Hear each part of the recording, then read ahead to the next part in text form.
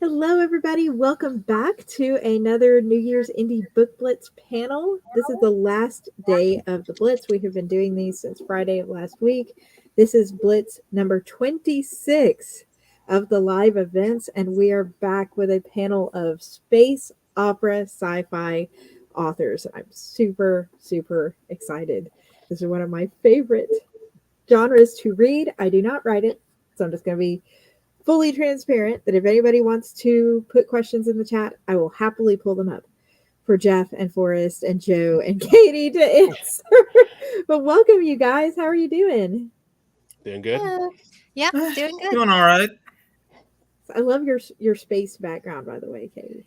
Thank you. It's the one that I made and painted for both my book covers and my recent website redesign. So I designed the space background myself because I wanted something fun. So she's the only one who's on brand.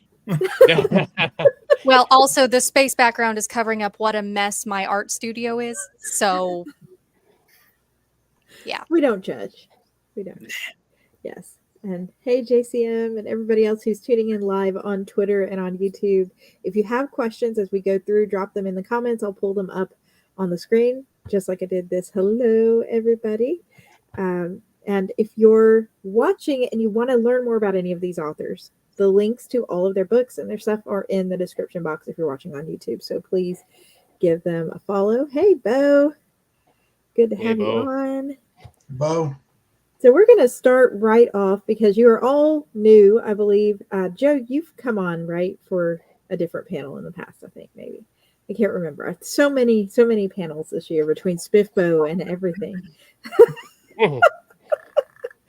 Authors, I'm sure. It's like Spiffbo was the biggest whirlwind of my life. 80 authors, 40 days, going, who did I even meet and who am I just reading about? The self-published fantasy blog off. But tell us a little bit about who you are, what kind of books you write, and how space opera plays a role in your book. Jeff, you want to kick us off and we can just sort of go around? Sure. I guess I'm most noted for my my novella, The Long Lost War, which was a battle between clones that were fighting endlessly. And I did one recently, the Massive Planet, where it was a ship that's sent out, like it's the first interstellar ship going out on adventures. That's pretty much the two that really fall into that genre. Although I guess the Jungle Planet might be considered a space opera as such, but that was my latest one I just released last year.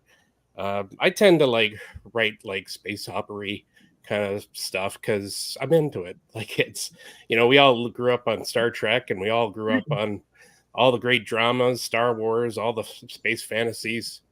That's just what I'm into. But I also do all their space horrors and paranormal kind of books. I've done one called Professor Dark and the Shadow, where it's just them as a sort of supernatural couple dealing with all kinds of weird Doctor Who kind of stuff. So that's what I'm all about. And space opera's been always in my life, so I've always just kind of geared my stuff to that. I love that. Do you have a copy of your book? What, The Long Lost War? Yeah. And the Massive Planet and the Jungle Planet. Love it. Love it. Especially when you said Doctor Who, I was like, "Oh, I'm listening." Yeah, well, the other one was this one. That was their collected short stories. I'm just releasing their full novel this April, so hopefully that'll generate some audience. I don't know. Yeah. So happy to have you. And we have a cat on the live. First cat of the live. Yes, this is Lottie. She lives in my studio. There's also a calico around somewhere who may make an appearance, but she's not as much as a Velcro kitty as this. So I apologize if the cat is distracting. Trust me, having her show up on the screen is less distracting than having her meowing in the background for attention. The cat says, read the books. Read all the timey-wimey books. Yeah, read my books, meow. Yes, she does like books. Yes. Forrest, so good to meet you. Welcome. Howdy. So, I'm still kind of a new author. My first book was only published in 2019.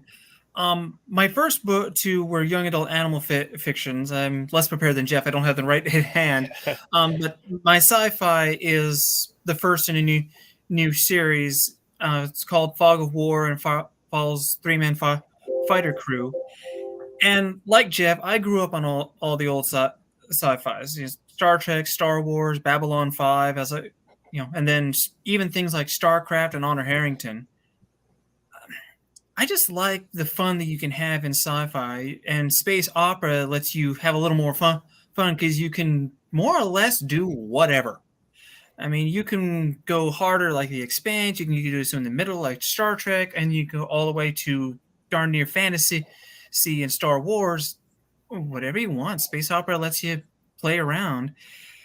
My specialty is emotion, though. When you read my books, you will feel something. Keep tissues handy, whether it's laughing or crying. You'll need them. Oh, so very character driven. Very much so. I focus on the journeys the characters take. It's not like the plot is completely unimportant, but my focus is on, okay, who are they and how do they handle what happens to them?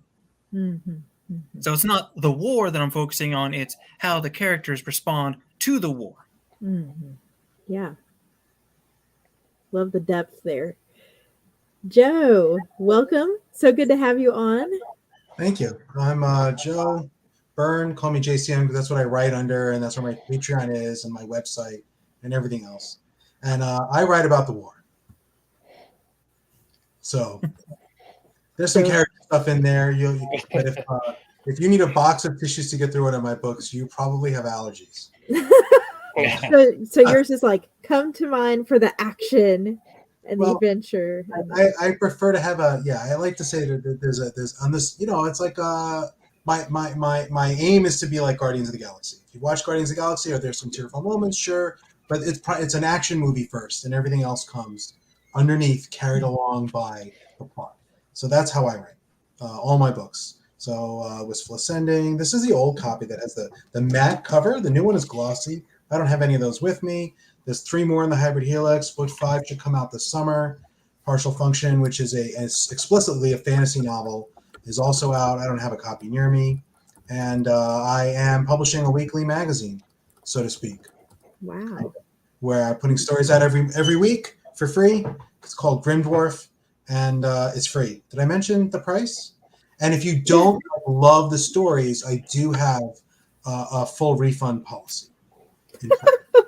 So I will give you a full refund if you do not love the stories in any particular issue or as a whole. So just putting that out there for the readers, so they know. What a great bargain! Right? Yeah.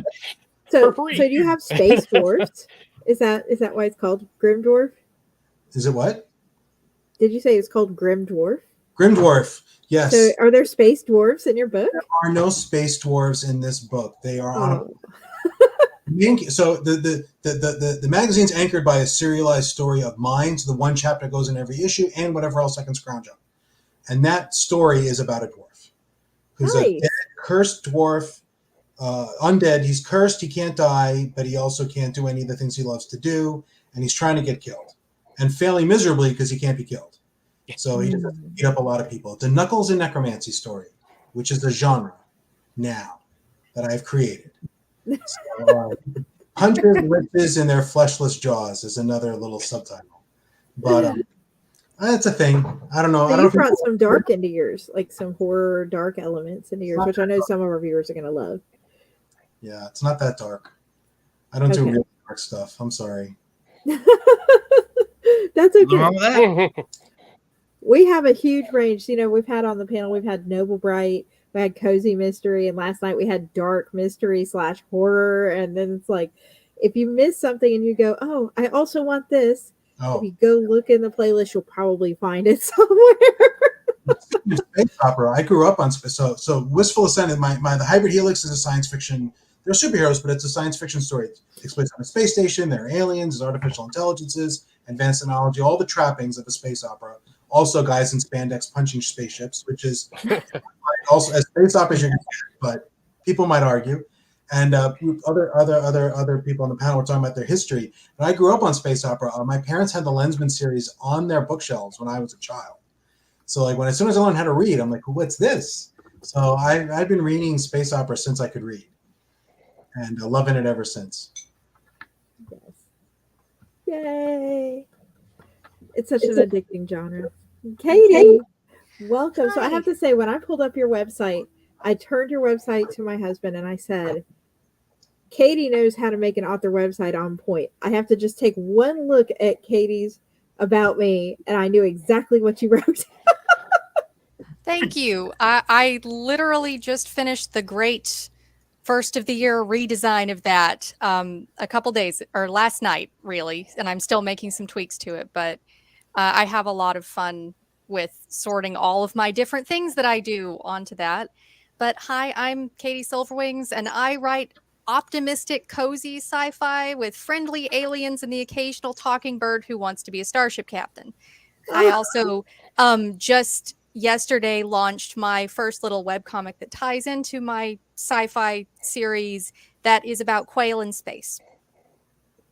So I get a little bit of tonal shift, but I write stuff that's character driven. It's very much about these characters get put in a scenario and we see what happens with them. But a lot of it is about found families and friendship and just cozy stuff going on and cute little aliens causing mischief because they like to borrow people's tools.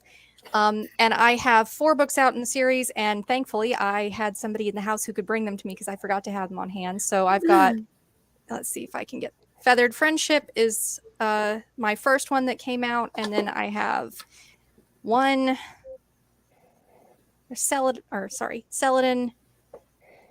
The Garden in the Darknesses, which is more of my classic space opera pilots getting lost somewhere and having to get themselves out of trouble. And this one, How Ocean Merlani Stole Their Navigator, which is kind of a university story featuring an alien who gets into trouble, because of course they do. But my focus is always on the space opera stuff from a slightly more optimistic, like original series Star Trek is my vibe that I go for. If you liked the Tribble episode, that's the sort of stuff that I write. So yeah, and space opera is fun. It's like it's the modern Western almost in a way. So. Well, you're all more prepared than I am. You all got your books handy. Mine's over there. You're like, use the Force, Forrest. I gotta reach. Well, I mean, I did kind of use the Force to get mine to come to me, which is asking my mother, who's on the complete other side of the house, to bring it. So. Jedi mind control. You will bring the book to me. So many Star Wars for space opera. I cannot help it. That was my introduction to space opera, and not the movie, as much as I love the movies, but the book. Like when I read the first Star Wars book, I was like, oh, and Timothy Zahn has had my full devotion ever since, 100%. But tell us a little bit about what space opera is compared to general sci-fi, hard sci-fi. Like, what's the differentiation? Because when we think of sci-fi, we often think spaceships, space travel, and all of that. But what is it that makes it a space opera per se? I think it has to do with the characters, really, about the lives that go into their world. You know, like it's not just always about the tech, but it's about the human or the non-human element of their lives. Of like, we all have issues emotionally and stuff, and it gets dragged into like the story. So I think if you're going harder sci-fi, you're going to describe more of the tech, whereas you're in space opera, you describe more of the drama. With the characters and what they're enduring and stuff like that. Yeah, I think that's pretty much it, really. I mean, you think about it, Star Trek really is a quintessential space opera because if you were to take it, put it on a U.S. Navy carrier, how much would you really have to change about what happens? You know, the main stories and things they go through, I mean, yeah, you have fantastical stuff, but you could have had fantastical stuff from the depths of the ocean like Sequest did. So, you know, space opera is that area where you get to play more on the characters and the journeys rather than space as a character like The Expanse did, or heavy on the combat like Honor Harrington. It's more about what the people go through and what they experience in their lives.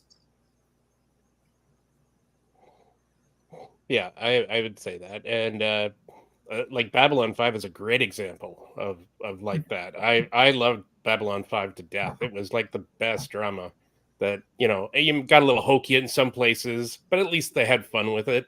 And it really got intense in sometimes, and that's what the drama of the whole, they're in space and they're having drama. That's pretty much how it goes. But I wouldn't stop at the character focus, because I think No. a lot of Yeah. character focused science fiction that is not space opera. I mean, what people could classically consider space opera, you've got to have it's got to be big or go home. There have to be like relatively like adventures of some kind. There's usually action, quite a bit of it of some kind. If it's like a science fiction where it's about characters living on a moon and having like a slow burn romance and like resolving it and living with their lives, like that wouldn't be a space opera. Like that's not typically how people use the word.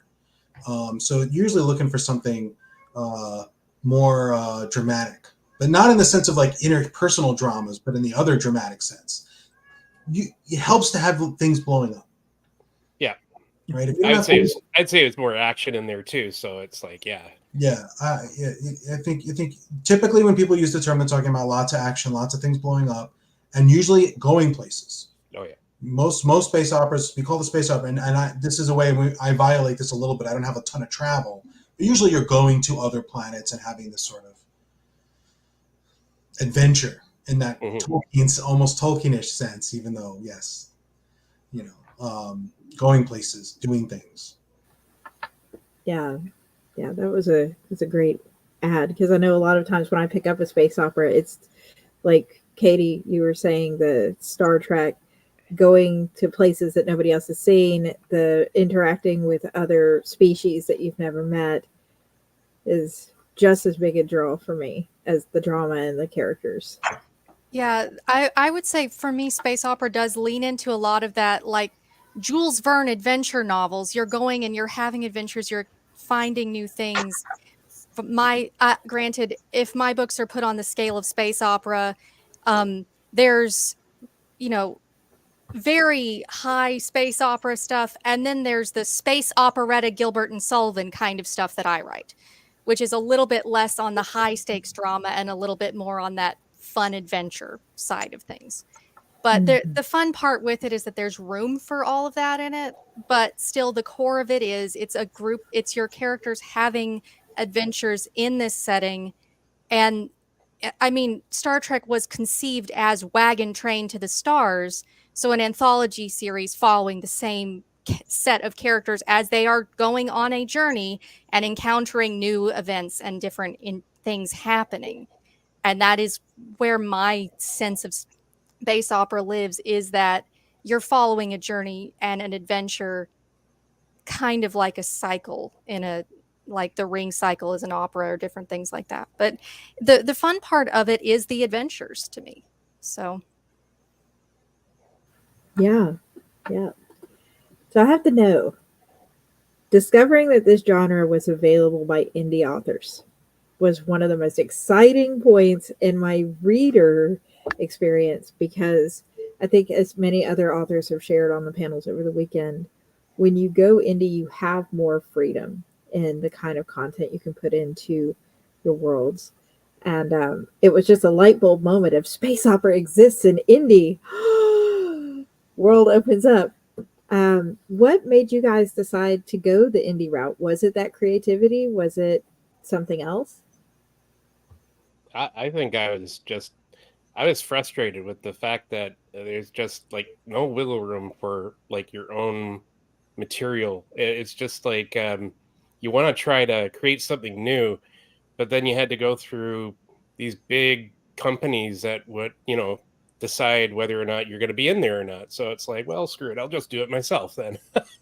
So that's pretty much how I got started, because I said, you know what, I want to tell stories the way I want to tell stories and not conform to what they want me to do, kind of like things. So that's how I looked at it anyway. I had a similar problem. My first book, Luna the Lone Wolf, that's my young adult animal fiction. I had 2 Girl Scout troops who I'd only read the first chapter to.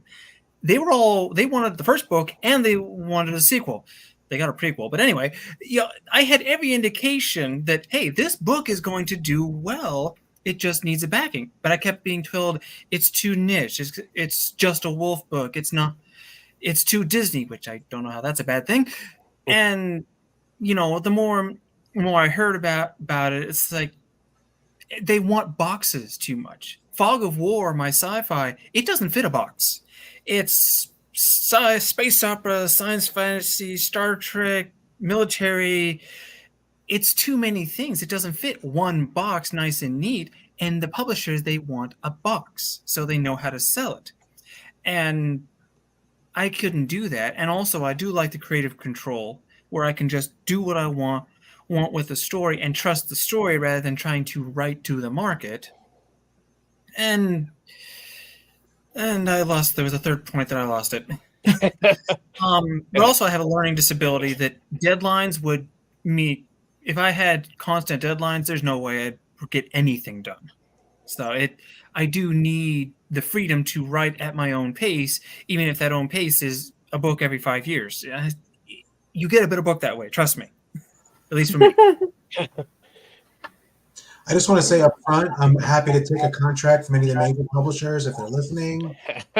Sator, Orbit, Gallant, Call, numbers out there. Somebody's promoting themselves. Hey, come on, give me a deal. Give me a deal. Why can't you become indie? Largely because I had no choice. Yeah. But if anyone wants to give me a choice, I will do that. But I think I wanted to write something like the Dresden Files, right? Dresden Files is a 25-book series. It's a series of standalones, but it's 25 books long. But at this point, Jim Butcher can do that. But when he sold Stormfront, it was a different market. But people aren't buying books where you say this is book 1 in a 20-book series. Like, again, Jim Butcher can get away with it now, but no up-and-comer is going to get a deal where someone says, "Oh, we will print these 20 books for you." That's just never going to happen. And then I started doing the thing where you look for titles that are similar to yours that are coming out from major publishers. You find out who that author's agent is and solicit them first. So you have to start from comps. And what Forrest and Jeff are both saying, right? If the major publishers aren't publishing stuff like yours, there are no comps, there are no agents handling books just like yours. There's nowhere to go. There's nowhere to start. They don't want semi-serious superhero stories. Like, no one's selling that in prose. Like, major publishers aren't.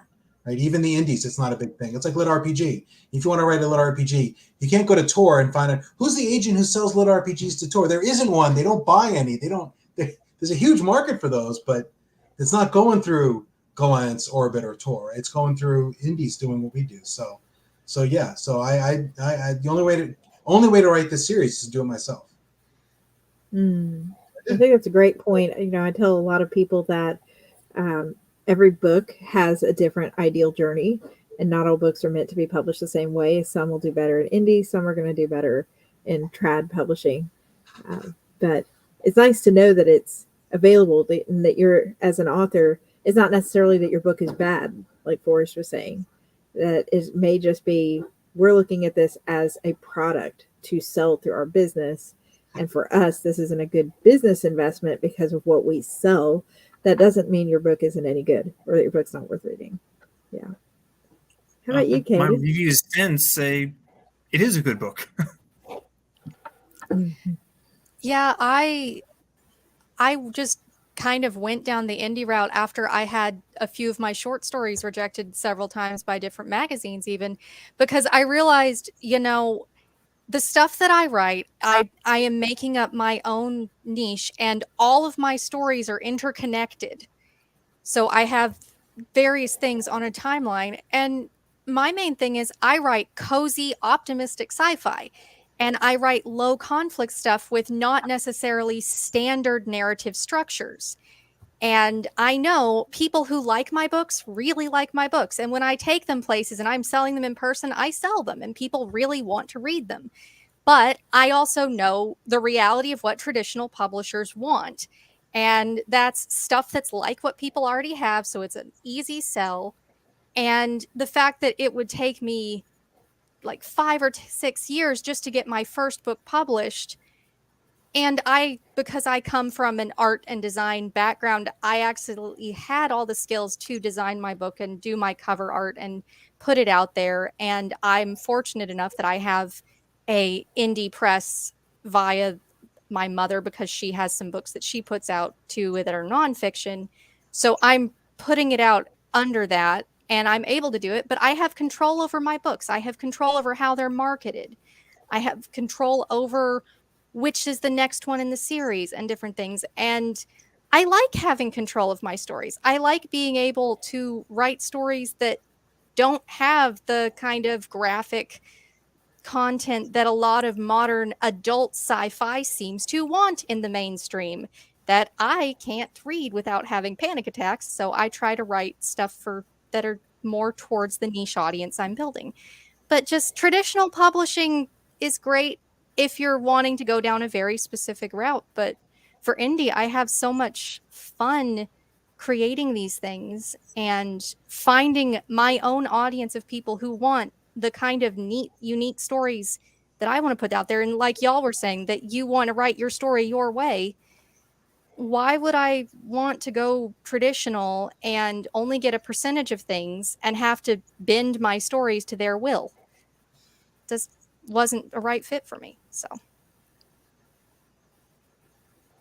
Mm-hmm. Yeah. Yeah.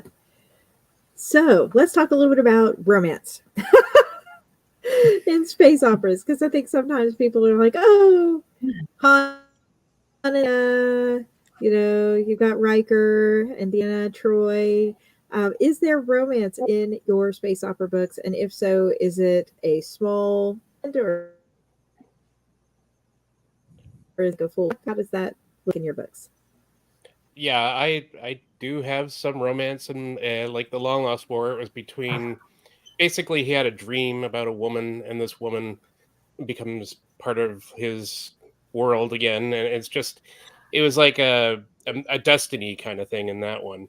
And in the Master Planet, the characters do bond.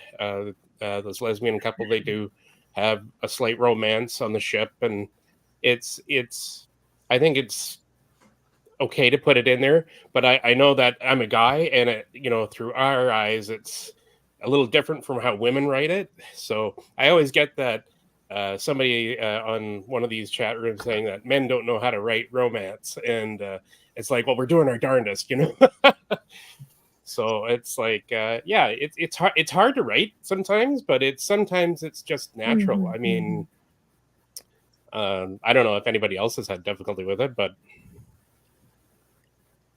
I haven't written a lot of romance, but Fog of War, there's a little bit of romance because Jason, he's married, and we do see a tender moment with him and his wife where they get a little lovey. Not X-rated, not that kind, but I have tender moments. I don't usually do full on romances. I'll just say it. When the girl shows up, it's the girl. I mean, yep, there's the girl. That's going to be the girl or the guy if I ever do from that end. So far, it's been the girl that pops up. But it's how they interact that gets interesting. But I don't do a whole lot of romance in mine. Book 1, there's just a couple of tender moments. Book 2, I can't go too depth without major spoilers, but there is, a version of romance, sort of. I can't even explain why it's a sort of without it being a bit of a spoiler for events in book 2.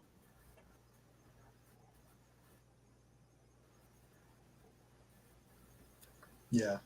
I have a romance in every one of my books. Oh no, I have romance in all the Hybrid Helix books. At least the tiniest bit, because I kind of feel like I have. Well, for a couple of reasons. One is major influence on the whole series was Bollywood movies, and a lot of them have a romance in them. That's like a staple of the movie industry. So I have to do homage. I have to tear little romance plots out of different movies and shove them into each book, and see if people recognize where I got them from.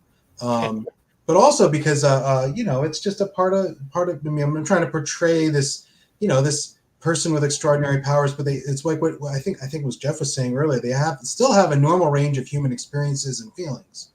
So you get a guy who's like a retired superhero. He's going to want to date, and he's going to be a guy who can fly, can take a bullet to the head and not get hurt. It's a good catch. I feel like women are going to be attracted to that. You need help moving some furniture. He can just pick up the furniture and move it. He's not calling a bunch of friends over. So I threw a little bit in, but it's not. I wouldn't say any of my books are romance. They're not to find it. When is Rohan going to get the girl? Yeah. People are mad at me after every book. I'm like, if I'm writing a 20-book series, if he's happily settled down after book 3, I'm screwed. So there has to be a series of obstacles. It's like a sitcom. Frasier can't meet his soulmate in the first episode of the season. It doesn't work. So. Unless the whole concept is that he keeps getting obstacle from getting with the soulmate, I guess. But then there is something to be said for. Yes, but there is something to be said for the main character that maybe he never does. Or he will. I promise my audience happy endings, not in the massage parlor sense, in the traditional sense. So. Yeah. And my answer to this is kind of more.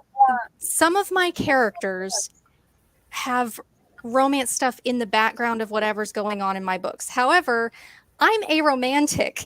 I am not good at writing romance. There are other people who are much better at that than I am. So sometimes it's like, yes, like this one, I do have a subplot with childhood sweethearts reuniting and eventually becoming a thing, but it's so far in the back. It's kind of just a thing that's going on in the story, but it's not really focused on because I can write a little bit of it, but the long romance plot where it is a main romance that is one of the major parts of the story, that's not something I write. That's not something I read.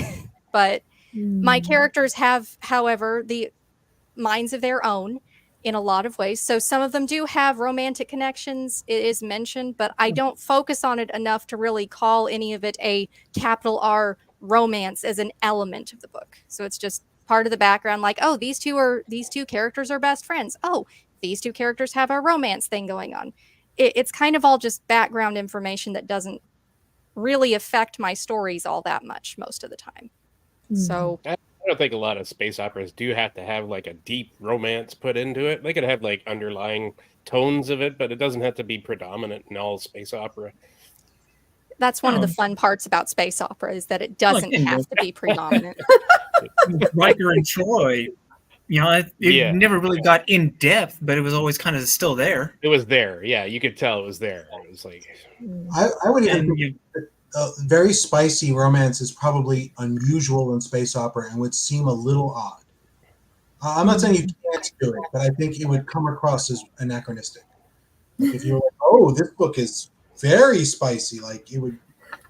It's boring. I'm boring. I know. Yeah, I know. Deanna Troy, what are you wearing today?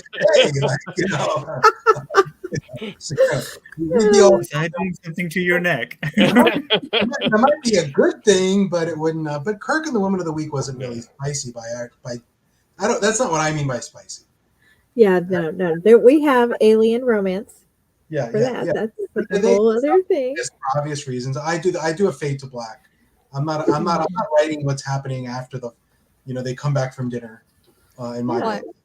I mean, even Beck Rogers had the Woman of the Week kind of thing going on, partially because they were extending the plot line for him with one of the main characters. But it's just the idea of, some of your characters are the sort that are going to have, what's the phrase, a girl on every planet. And then there's some of your characters who are like me, and it's just why are you distracting yourself from the fact that we have an interstellar war going on right now? Can you please set that aside and fly your plane? Kind of thing. So it's kind of like James Bond kind of thing, love him, leave him kind of like thing, And it's also funny, like people expect the romances. I have my main character has his like main person he talks to probably the most is a female character, and they are not romantic, but they have the most like on page interactions because that's just her role. And people have told me, very rarely, but I thought this was going to turn into a romance. And I'm like, what? Like, why? She doesn't even like mammals. Like, why would she be into him? The word you're looking for is amatonormativity. Yeah. So for those of you who haven't heard the word, it's something that comes out of the aromantic and asexual communities and our terminology for things, that the amatonormativity is the idea that everybody should be in relationships and that that's what normal looks like. So if you have a girl and a guy, they're supposed to be together because that's just how things work. And it's not. And it's nice to hear somebody else who doesn't always have your girl and guy characters being right there together. So, or at the very least, if they're friends, there's some compelling reason, like she's, overtly asexual, or one of them is married, or one of them has been hurt, or like if they're just friends and they get along, why aren't they having sex? And I'm like, they're just not. That's not how all relationships are. I don't know. No, with space operas, once you get into aliens, you get into different cultures. I mean, I have alien foxes. They don't think like us. They're more like, I don't know if you ever saw Andromeda. Mhm. They're more like Nietzscheans, where it's more about, more about the genes rather than the personality. But then again, if they hate you, genes may not be enough. So it's complicated with them. Mhm. So the why can be fun to explore with a different race too. Yeah. yeah, I have something similar in my books, more in the sense that my main group of aliens that are throughout this series and are the perspective for a lot of the series are they are an agender species. They don't even reproduce the same way humans do. They do not get, and they are not romanceable, and they tend to be best friends with humans who are that more, Captain Kirk with the woman of the week kind of thing. It's just my human is odd. I am curious as to what's going on here, but I am really glad that I'm not participating in it. So it's fun writing aliens because you don't have to go with human standards of things, and getting to have different cultural attitudes towards stuff is so much fun because, the world is wider than we think it is. Yes. I just write a lot of AI characters. It's like, whatever, you guys do your thing. Yeah. You know what happens. We don't want to hear about it. Right. Kind of gross. Humans. So I've loved hearing about the books and your different takes on space opera and the romance and the characters versus the plot. But what is coming up in 2024 for you guys as far as writing, publishing, events, maybe participating in Spiffbox, the self-published fantasy blog off number 10? Well, not for me. I haven't written anything fantasy-wise to be considered that one. So, as for what's on tap, man, I've got like 20 books I'm still trying to hack away on, and I've got the launch of my other Professor Darkman's Shadow book in April, and I'm still trying to crank out a few more space opera-y kind of things. I've got one where they're like, one's called Space Rockers, where they're mining asteroids and encountering something that they shouldn't, and so I've got like a ton of books to work on right now, and so little time to work on them. And that's the thing about being an indie author. You can take your time, but then you don't want to take too much time, because then you're like, well, this book will never get done. And I've got 2 more sequels to write for the Deep Contact of the Massive Planet. What happened after that? So I'm pretty busy all this year. I don't know about anybody else, but I'm pretty busy. Yeah, so Jeff, do you already know Joe? Did you know that he does stuff with like mining and rocks? Well, I've talked to Joe on Discord a few times. So yeah, like That's awesome. So I know he gets more fanfare now. Everybody's like grabbing his books. You're becoming the rising star of the group, I said. From your mouth to God's ears. We can hope, right? For me, I'm working on book 2. I have my content editor, scheduled, so I'm finalizing my own edits for book 2. I got some beta feedback that I'm applying now, so in April it goes to the content editor. I'm penciling in early 2025 for launch of book 2 of the Gold 1 series, but I need to practice what I preach and make sure the darn thing is fully ready this time. I have made that mistake 3 times. You would think I would learn better. I need to have a fully formed, fully finished, polished proof in my hand before I set a date. But trying to get book one sold, get it in the hands of readers, try to get book 2 ready, and I should probably start work on book 3 now. I have a prologue and a chapter, so I've got some work to do. Finish book 2 and then work on book 3. Yeah, no pressure. That's the nice thing about indie. There is no pressure. I just write the darn thing. The only pressure for yourself to get it out there. There is. Yeah. I feel a lot of pressure. I don't know. I feel pressure. So I'm writing Eyes of Empire now, which is the 5th turn of the Hybrid Helix. I'm writing. I want to get book 6 done this year, hopefully for a release date around the end of the year or early next year. Tentative title is Suppression of Powers. I know a lot of, it depends on how much of the outline I can figure out in my head beforehand. I'm releasing a chapter of my serialized story every week in Grimdorf magazine, so I need to write 50 chapters of that, because that is, last I checked, the number of weeks in a year. So yeah, that's 50.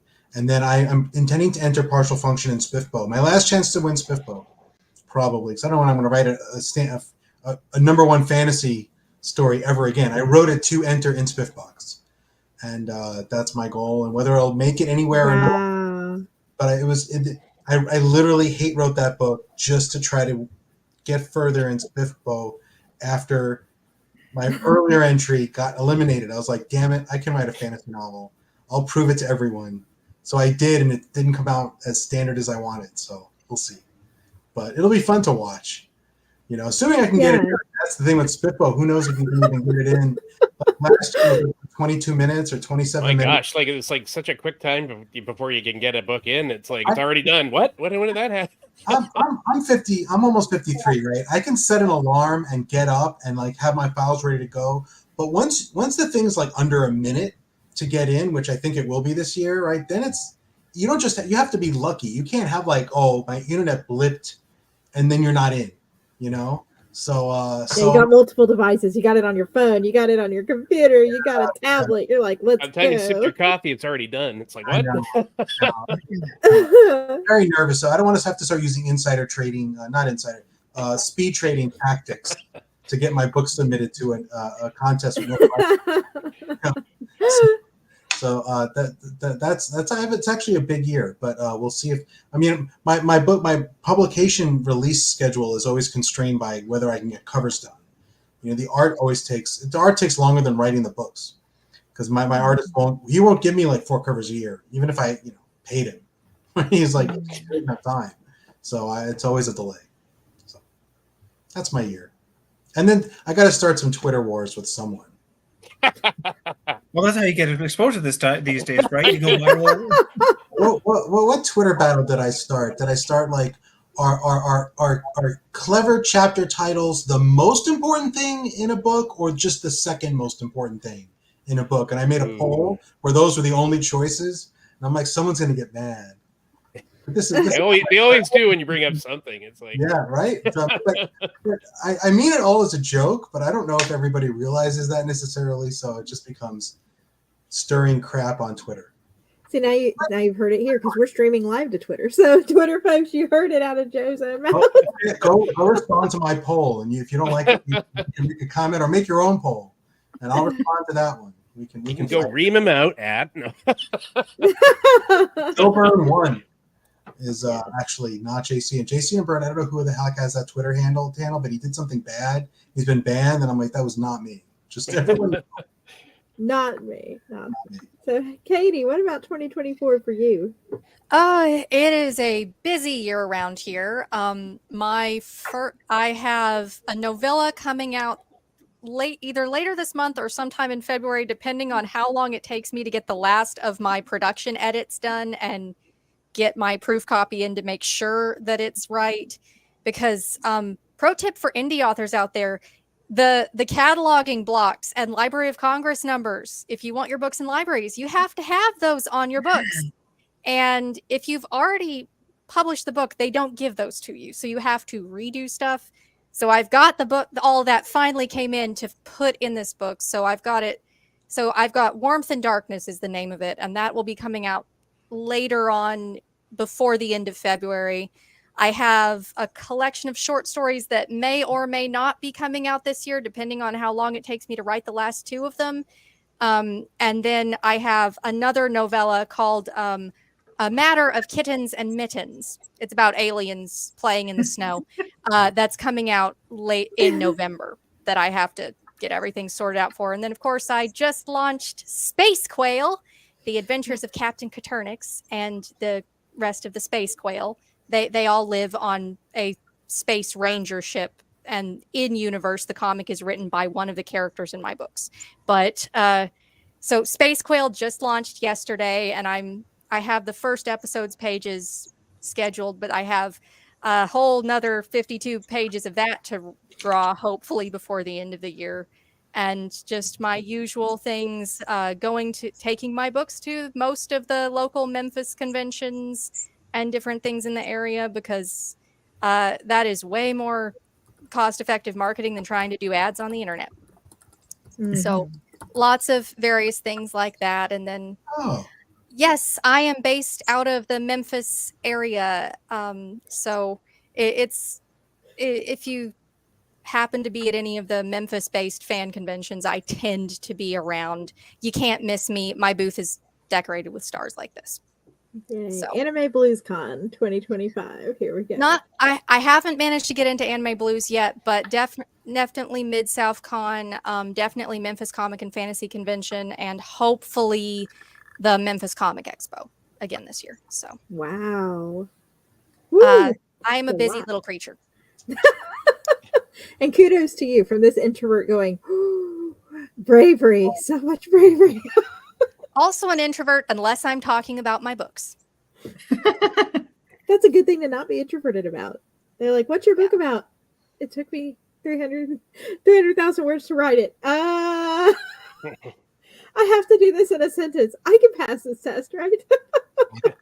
Well, I mean, if you ever want to really develop your elevator pitch, have a booth at an artist table at a con, because then you have to be able to tell everybody you see in 2 sentences or less what your book is about over and over for 2 days. It's very good practice. I love it. Love it. Nice safe place where people can just walk away if they're not interested, and then you don't feel bad at all. But no, thank you for the tip, though, seriously. And thank you, everybody, for joining. I'm super excited to have kicked off 2024 with you. I wish you all the best with the writing and the publishing and everything. This has been awesome. Thank you, Katherine. Thank you. Oh, my pleasure. Thank you, everybody who joined. Bye. Bye.